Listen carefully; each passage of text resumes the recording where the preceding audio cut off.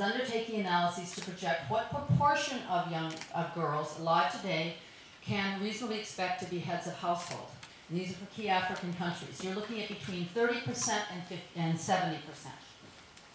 Now, the failure to invest in these girls is nothing less than planned poverty.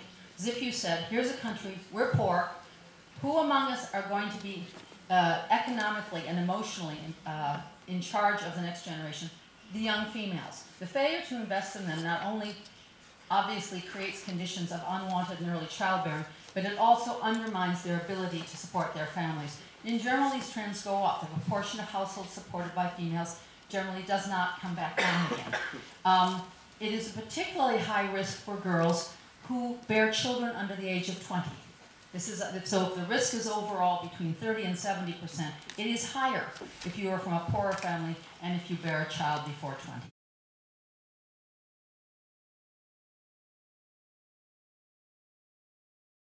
Aren't we doing something about it? And we have programs in a number of areas that sound like they're doing something about it. Next. Youth programs. Great idea. They do not reach these girls. These programs are heavily biased to reach older populations, males over females, the educated over the uneducated, the native-born versus the migrant, the unmarried versus the married. In other words, those who already have a safety net and social authority get the resources. The ones who don't are the youngest, the out-of-school girls, and the married girls. Taking Burkina as an example, 63% of the beneficiaries of youth programs are over 20 years. The modal, the typical peer educator in Burkina is a 27-year-old male. Only 7% are those under the age of 15. So that's one impact. Second impact, youth policies usually begin at age 15. Far too late. Girls' puberty is 2 years older than boys. If you miss puberty, you miss gender. So the policies we must emphasize, and Marisa Manon mentioned this for UNFPA and the task force, are these younger ages. And half of the reported rapes in many countries are to girls under 15. Youth policies that begin at 15 make absolutely no sense. And we do not usually have policies to cover 10 to 14-year-olds. Very few countries have actual policies for what their goals are. It's crucial for girls because their puberty is earlier than boys. Now, the size of these populations is of interest. We've seen many donors go to large country strategies. I understand that. But what it does is systematically exclude poorer Francophone countries and some very poor subnational regions. We need to prioritize reproductive health and social investments in the youngest first-time mothers. I'm happy this was spoken about, but married girls, next slide, are crucial because, first of all, they are the majority of the sexually active in most countries. There's a rise in sexual activity among the unmarried, and that's important, but the paradigm of intervention with young populations has come from Western societies in which sexual activity outside of marriage was more common. We have to keep focused on most of the countries we're working in. The vast majority, the highest sexual frequency, are among married girls. There's also an elevated, often starkly elevated risk of HIV.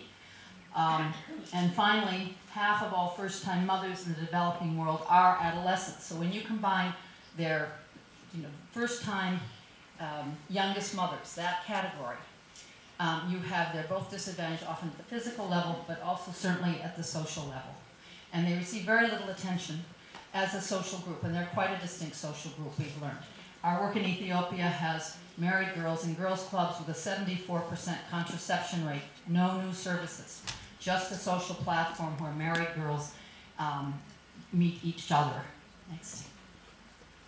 The HIV epidemic has been spoken of. It is persistently young, poor, and female, and these are 3 countries in which it's actually the ratios have increased since 2002.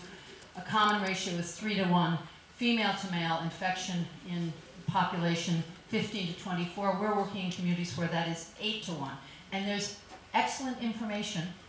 They have the information they need. 99% in the South African communities we're working in have all the information. They just don't have the power to negotiate safety, period, and sexual safety.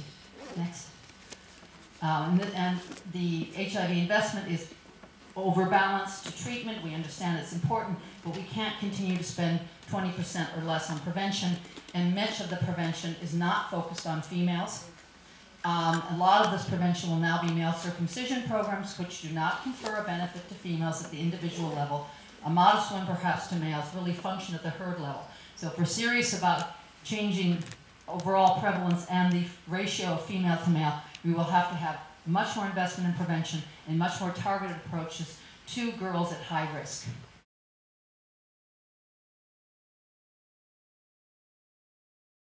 Next. So this is my resume.